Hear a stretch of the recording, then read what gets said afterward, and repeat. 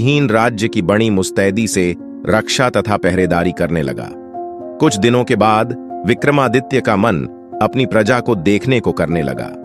जब उन्होंने अपने राज्य में प्रवेश करने की चेष्टा की तो देव सामने आ खड़ा हुआ। उसे अपनी वास्तविक पहचान देने के लिए विक्रम ने उससे युद्ध किया और पराजित किया। पराजित देव मान गया कि उसे हराने वाले विक्रमादित्य ही हैं और उसने उन्हें बताया कि उनका एक पिछले जन्म का शत्रु यहां आ पहुंचा है और सिद्ध कर रहा है। वह उन्हें खत्म करने का हर संभव प्रयास करेगा।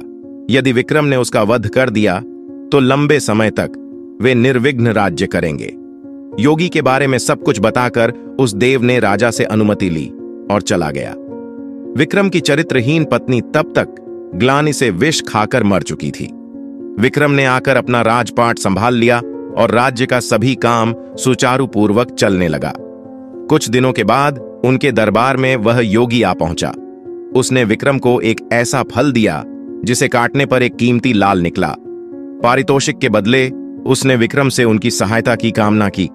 विक्रम सहर्ष तैयार हो गए और उसके साथ चल वे दोनों श्मशान पहुंचे तो योगी ने बताया कि एक पर बेताल लटक रहा है और एक सिद्ध के लिए उसे बेताल की आवश्यकता है। उसने विक्रम से अनुरोध किया कि वे बेताल को उतारकर उसके पास ले आए।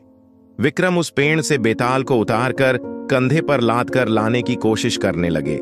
बेताल बार बार उनकी असावधानी का फायदा उठाकर उड़ जाता और पेड़ पर लटक जाता। ऐसा 24 बार हुआ। हर बार बेताल रास्ते में विक्रम को एक कहानी सुनाता।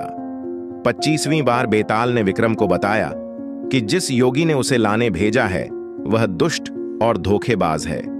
उसकी तांत्रिक सिद्धि की आज समाप्ति है तथा आज वह विक्रम की बलि दे देगा जब विक्रम देवी के सामने सर झुकाएगा। राजा की बल से ही उसकी सिद्धि पूरी हो सकती है। विक्रम को तुरंत इंद्र के देव की चेतावनी याद आई।